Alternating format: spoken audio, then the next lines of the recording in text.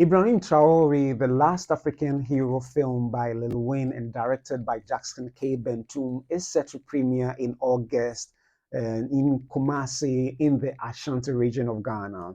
And also, the first of its kind Hollywood studio Paramount is shooting an entire film, a K-pop film in South Korea. And last but not the least, the first of trilogy of films in the Demon Slayer property has broken a number of records in the Japanese market. We'll be delving into these stories and more right here on the Film Mandate. My name is Papa Otu. Stay tuned.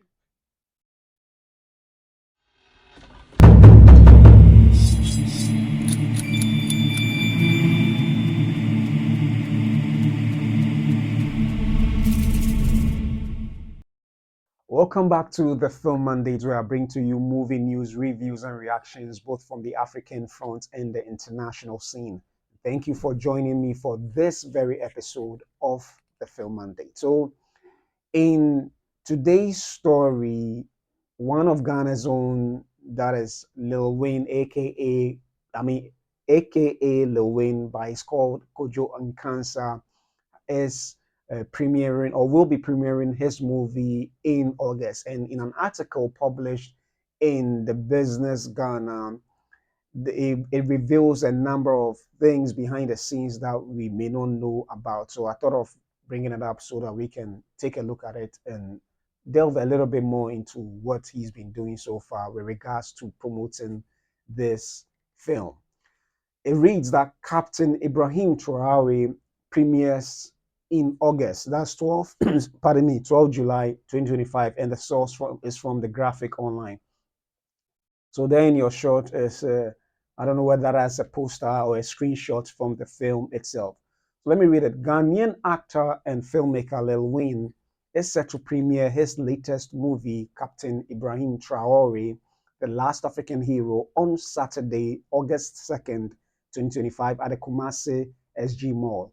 The movie is directed and produced by Jackson K. Bentoum and features actors such as Ajite Annan, Sweet Mimi, Abodie Gaddafi, and among others.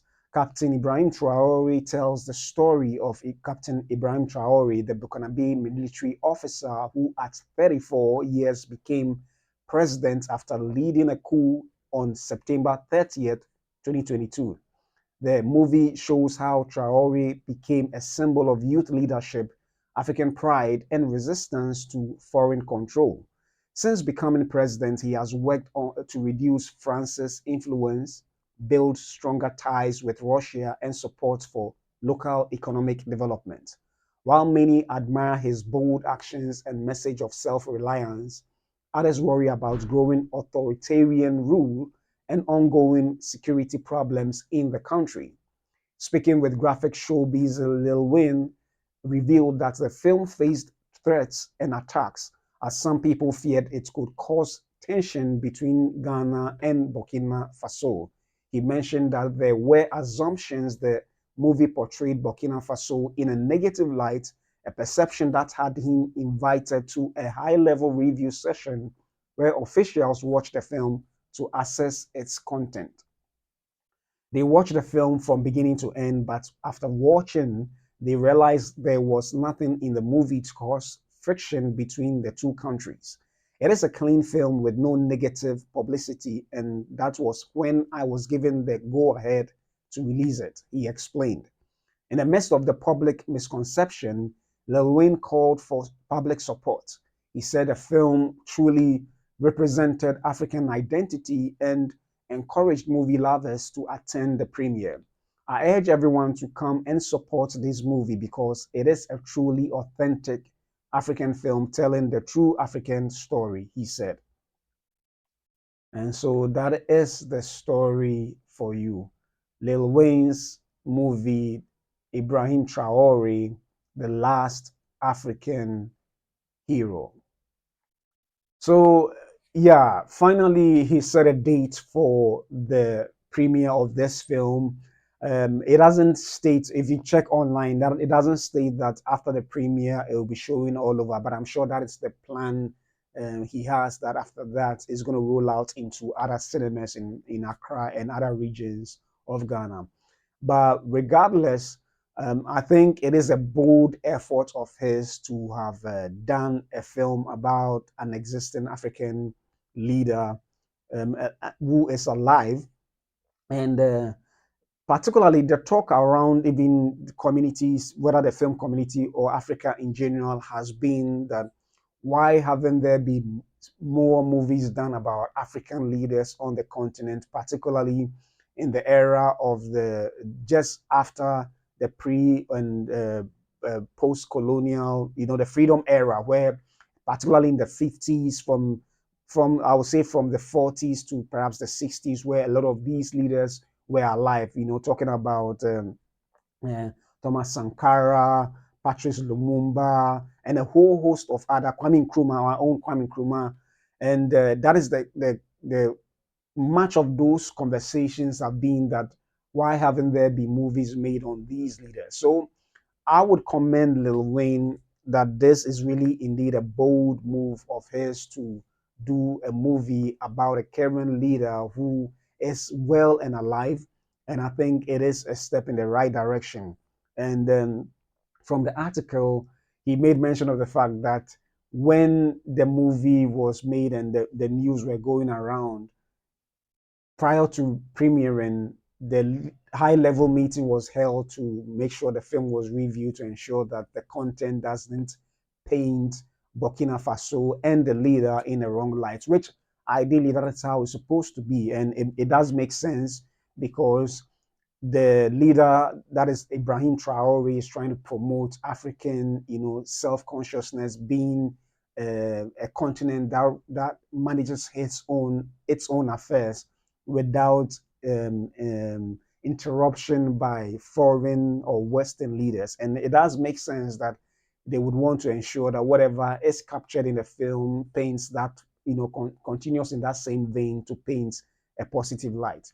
However, on the same vein, whilst promoting the films and all that, Lil Wayne did release a video which is quite interesting. And I don't know whether, but well, that's what he has said that is. So um, he has released a video on his TikTok platform, and I feel like it's perhaps an opportunity to take a look at it. I don't know whether I'll be able to with this software, but it does speak volumes to what he wants to say. So let me see if I can bring it up. Unfortunately, it doesn't look like I'm able to. But so the summary of the video, I will leave the link in the description section or the description section below. But he does come up to promote his movie, and knowing who he is, quite comical, trying to tell the entire Ghanaian, populace to make sure that there isn't any news that goes viral to overshadow his promotion of the movie. But then he stated something about, if you check a number of the videos that exist online now, it looks like there are rumors going around. I mean, even in this video, he does state that in one of his live TikTok videos that he was doing, he received a request by one popular Hollywood actor, and it happens to be Van Damme. And in their conversations, when they spoke out off screen, off the live video, there is conversations going on for him to star in a Hollywood movie. I don't know how. We don't have any other confirmation apart from his own words that this was happening possibly. And yet, when you go online too, there are other conversations, videos going around that says that Van Damme is coming to Ghana ahead of the 2nd August premiere to support Lil Wayne. So it is. I mean, if it happens to be true, exactly true as it is, then it is really something good in there. I mean, something good for him and his company and Ghana as a whole, because Van Damme is one of the most loved martial arts filmmakers ever in Ghana. So popular. I would say, particularly in the 90s and early 2000s, he was really big. I mean, no other star could compare to him. You know, I mean, there's been times when we've had the Sylvester Stallone, the Arnold Schwarzenegger, the Chuck Norris, the Steven Seagal, but Van Damme reigns supreme. I mean, I wouldn't say yes. There was a time he reigned supreme in Ghana. He was bigger than any other filmmaker you can have. But yes, those are eras. Some come and go. Jackie Chan is also one massive star that was really big in Ghana back then, and it still is in the hearts of those who were in that era. And for this news to come, hoping that there'll be videos and perhaps sources to verify his presence in Ghana towards this premiere, that would indeed be an exciting and a big thing. And in this particular video that I'll be leaving in the link below, he does say that Ghana should promote him and help make sure that he gets to Hollywood to shoot a movie with Van Damme. And I'm hoping that comes to pass. You know, that is a desire of his. And in my last post, that is episode in on the film mandate, I did speak of the fact that Lil Wayne as an actor is a very talented, artist. The only thing the gripe I have with most of the films that he stars in, yes, those films he it showcases his acting chops, how good he is. But the challenge I've always said is that he's never had a film or a production vehicle that can really bring out his skills to the optimal level where the world can see and recognize the star power or the how powerful of an actor he is. And for me, that is where I think he needs that vehicle, one particular film that can help him shine so bright that undoubtedly nobody can argue as to how talented he is.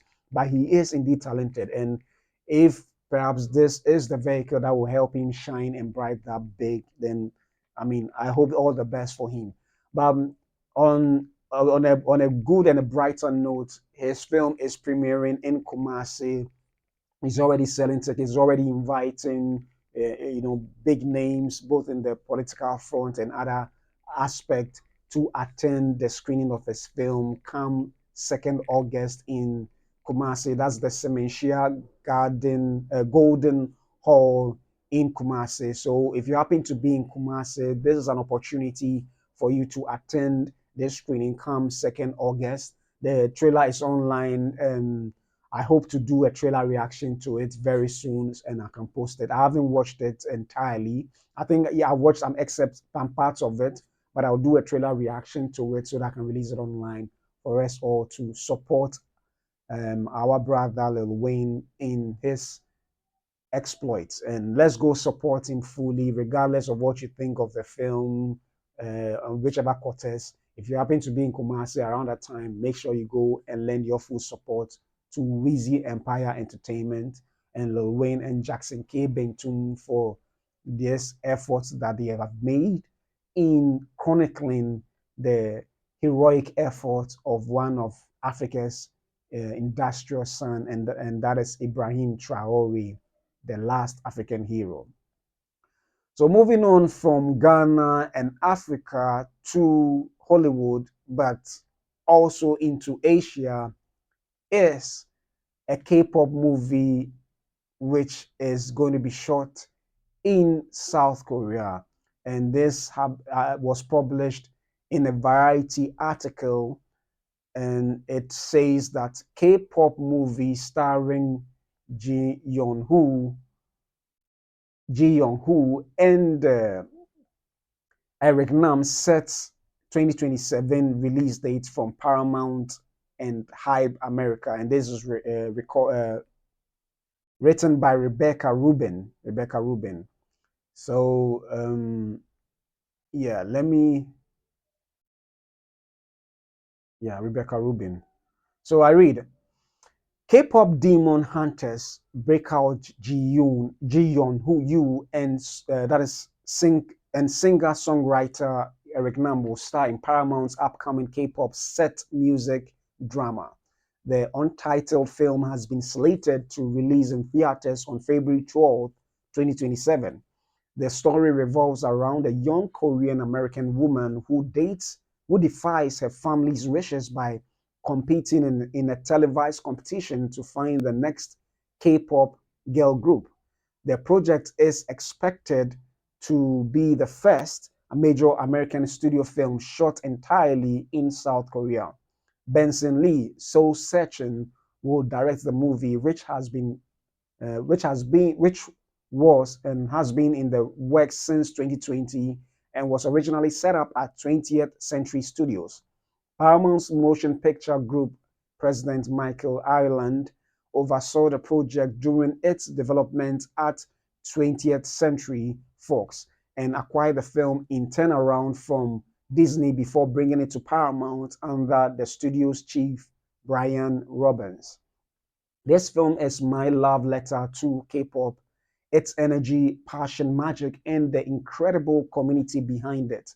Lee said in a statement, I'm deeply grateful to Paramount Pictures for championing the project, to our producers for their unwavering dedication, to our talented and dynamic cast, and to the legends of the genre helping us bring this story to life. This one's for the dreamers. Aileen Shim wrote the latest draft of the screenplay after attempts by Crazy Rich Asian scribe Adele Lim, Elise Hollander, and Lee. Scooter Braun will produce the film along with James Shin of Hype America and Arthur Spector and Joshua Davis of Epic Magazine. Executive producers include Joshua Behrman of Eric Magazine, John Zenai, and Scott Manson.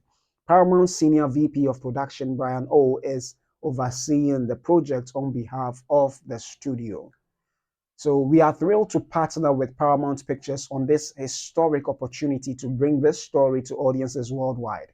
Shin, president of film and television at Hype America, said, this film captures the incredible dedication and artistry that defines K-pop and its insatiable popularity while showcasing the universal themes of chasing your dreams against all odds. Yoo has been immersed in the K-pop world through her leading voice role in Netflix's breakout hit K-pop Demon Hunters, an animated feature about a K-pop group who uses their secret identity as demon hunters to protect their fans from supernatural danger. Her other credits include Lulu Wang's limited television series Experts and the action thriller Freaky Tales. Now, a real-life K-pop artist recently made his acting debut in the Bill Camp-led action thriller Transplant with Bill Camp. He will voice the lead character of Aang in Paramount's upcoming feature, The Legend of Aang, The Last Airbender, and will next appear on season 4 of the reality TV show The Traitors. The Traitors. So that is the new development about Paramount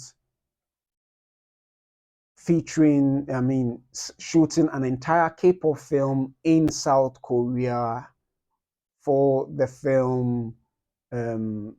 Yeah, so that is it for the film K-pop Demon. Sorry, what's the film title? It's an untitled film at the moment, but it is indeed an interesting development looking at how now K-pop has become a phenomenon worldwide. Originally, what I know of K-pop is that it was attributed to their genre of music that incorporated several other genres of music to make which has uniquely now become South Korea's kind of genre that is traveling the world over with artists from, I think some of the biggest artists you can ever think of in the world now hails from South Korea. And as a result of that, it has translated from not just music, but now into other aspects of entertainment, from movies to TV dramas and a whole lot. Let me just see. I just don't want to get it wrong. So um, let me just see if I can bring out. So yeah, so I was right. I was thinking of a number of big K-pop music stars that start from BTS, Blackpink, Twice, EXO, Red Velvet, Super Junior, and Starry, and Stray Kids. So K-pop in originally came from that genre of the music, and now it has become a cultural revolution and a cultural wave being pushed all over to the world, and rightly so. It has indeed been accepted by a lot of people from all over the globe, particularly in America. It is indeed big. K-pop, as even the music itself, is really really big, and now as a film or as films or audiovisual export is also becoming something that Hollywood is embracing. And now we have a project that has not been titled yet, but is going to be released in the in the North American market and definitely worldwide as well. So from the stars that they have gathered, bringing on board Eric Nam, who happens to be a real life K-pop star, is going to be starring in this project as well. He's not really been in the foray of film acting for long or film projects for long.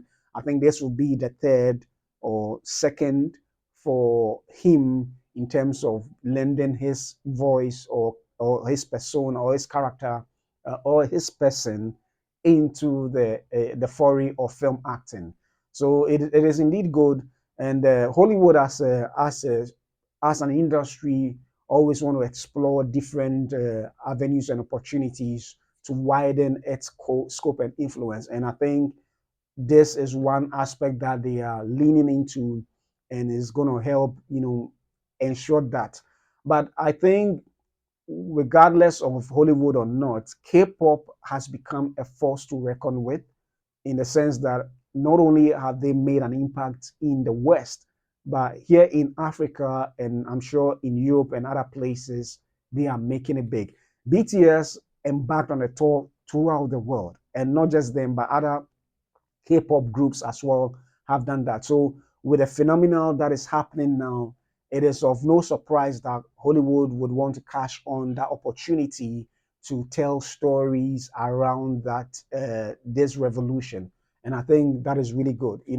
When a movie does well, when a cultural event becomes so big, I think it is good to tell the story, some of the stories centered on that particular opportunity. So I think that is indeed good, and I won't be surprised it becomes a box office hit, provided it has good production value, good story, and good word of mouth that would help it have long legs to make that happen. So yeah, it's going to be released 2 years from now. So perhaps I'm sure prior to everything happening and unfolding, we'll get to know more as to as to the developments concerning this film and perhaps some behind the scenes footage to make that happen. So indeed, it is a good opportunity for Paramount Studio to widen their gap and go into certain territories, which is not usually their main staple, and that is indeed a good. And Crazy Rich Asians showed us the potential of Asian cinema to travel all around the world. It may not have been a box office juggernaut, but indeed it made some decent money.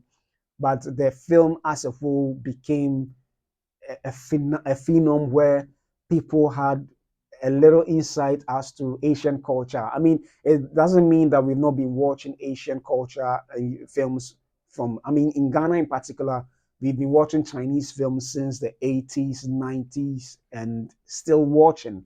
And and together with other films as well. I remember in the 90s, we used to watch a lot of ninja films and stuff. So Asian films have been a staple perhaps in other parts of the world, but I'm sure in America now it's also a big deal and it's been embraced, particularly from the South Korean region.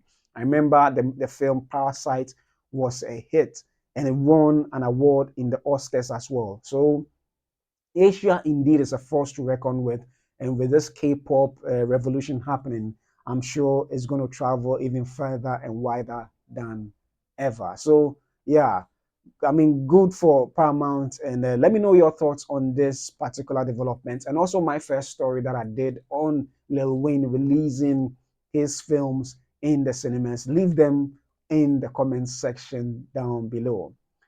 And last but not least, my still in Asia, manga has become a big deal, in the world. And as we know it, manga is indeed one of the biggest, I would say, graphic novels that a lot of people resort to read, just as people would do with comic books. And one of such comic books that are manga stories that have taken the world by storm in the anime series that have been developed is the anime.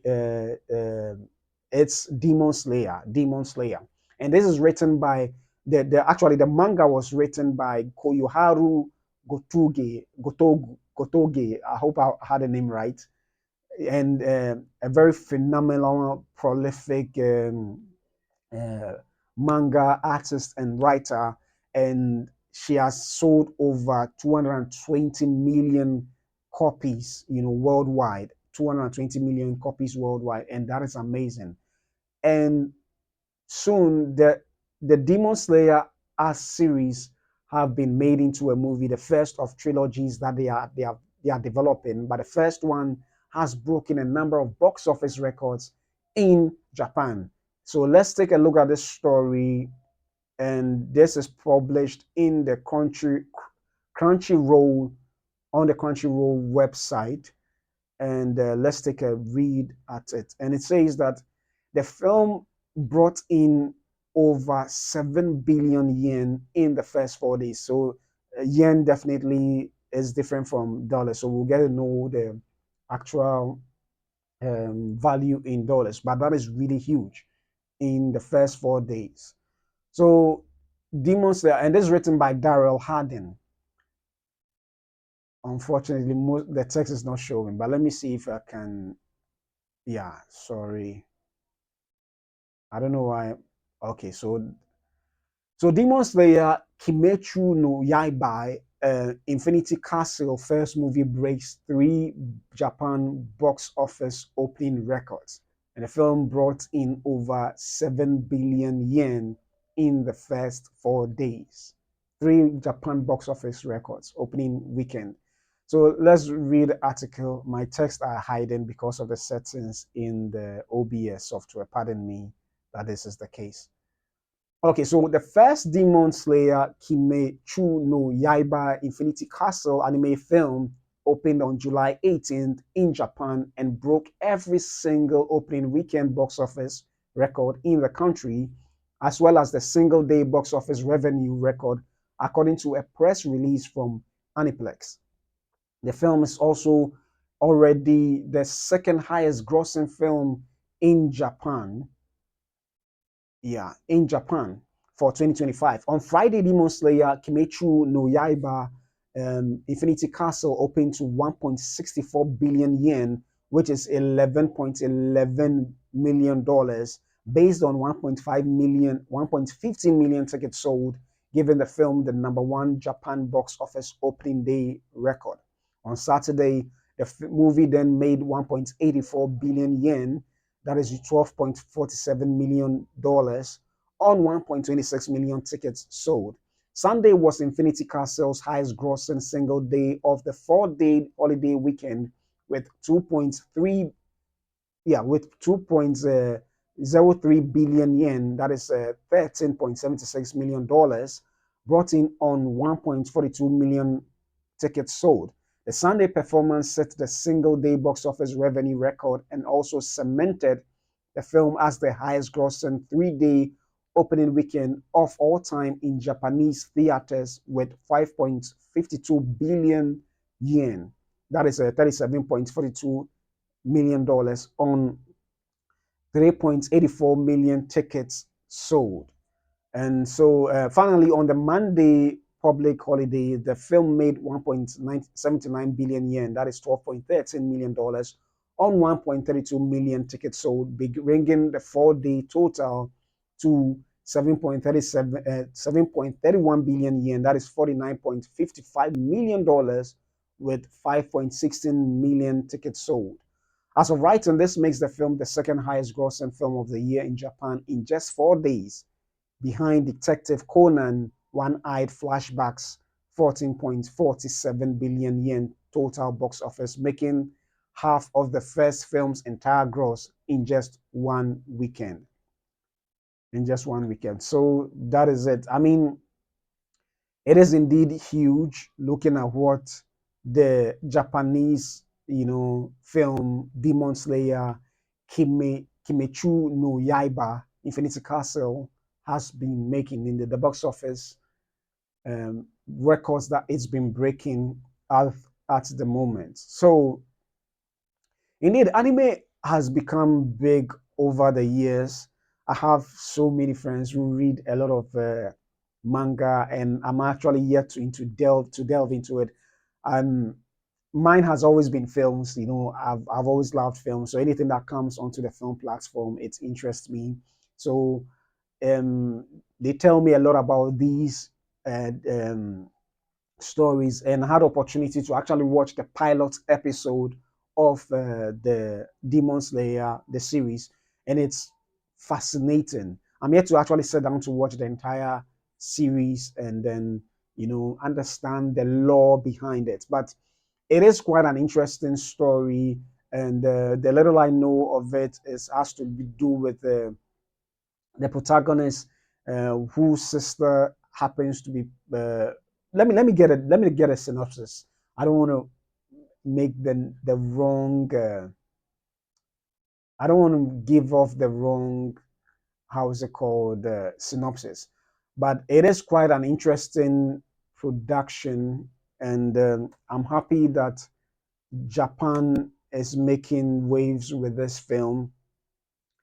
And what I hope for is perhaps an international release for this film, because as it stands now, it looks like it only premiered in Japan.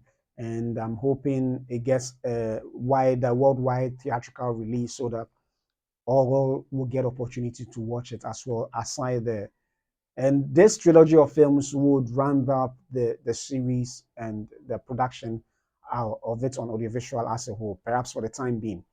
But the Demon Slayer says that the synopsis says that it follows Tanjiro Kamado, a young boy who becomes a Demon Slayer after his family is slaughtered and his sister Nezuko is turned into a demon. He embarks on a quest to find a way to turn Nezuko, yeah, back into a human and avenge his family by eliminating the demons responsible. The story is set in Taisho era Japan, where a secret war between humans and demons rages.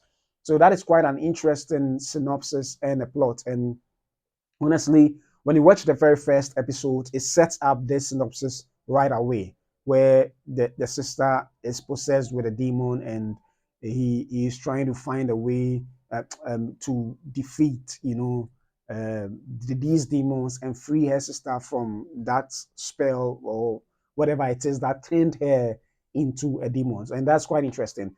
And one thing I've come to realize that regardless of whatever medium that has evolved over the years, the Japanese, when it comes to the anime, actually ensures that traditional anime or traditional animation becomes the medium in which they express these stories in. And it's quite fantastic. What they are able to achieve with 2D animation or traditional animation for these stories is it's amazing, it's mind-boggling, and everything is drawn and rendered so beautifully. You are amazed as to what they're able to do. And the little I saw of Demon Slayer in the very first episode sold me on the story, and I'm gonna make time to make sure I watch the whole thing in its entirety. I think they have about 4 seasons, and delve into the manga as well, because I think I would want to understand how they were able to translate, whether they were able to do justice in translating the manga by the artist into what we have as the series and now the film. So it is indeed exciting for how influential manga has been, and then now the anime. So hopefully, I'm hoping that the Demon Slayer would end up on screens worldwide so that we all get to watch it. And let's also see how powerful it's going to be on the box office, chart itself. That is what I'm hoping to also see, because I'm glad that Japan and the Asian region as well have held strong on the 2D animation, which now in the West it literally seems to be a dying art. But they have held a fort and they are not letting go. Even Studio Ghibli has decided not to use even AI whatsoever to augment their works, but rather look at keeping that tradition of animation as pure as possible. And I'm sure this film has done that as well. But regardless, it is a good film, and I'm hoping it is released on theatrically worldwide so that we get to see it, because it's actually showing in some IMAX theaters in Japan. So that is how revered this film is, and I'm sure the quality speaks for itself for it to be screened on such a big, resolution screen like that of the IMAX screen. So I'm excited about this. I don't know about you. Let me know your thoughts and comment section on this particular development. And what do you think of the Demon Slayer story itself? Share your thoughts, share your ideas or about this. What excites you about the Demon Slayer movie or series as a whole? If you also read the manga, let me know your thoughts whether they did justice in translating the stories from the manga to the animated series, anime series, and now anime film. So let me know your thoughts on this and more. And I'm excited that you joined me for this particular uh, episode of the Film Mandate. Thank you so much for joining me. And my name is Papa Otto, and this has been the Film Mandate. I'll come your way again sooner than later, with more exciting stories from Africa and the entire world. Thank you for joining me once again, and I'll see you soon.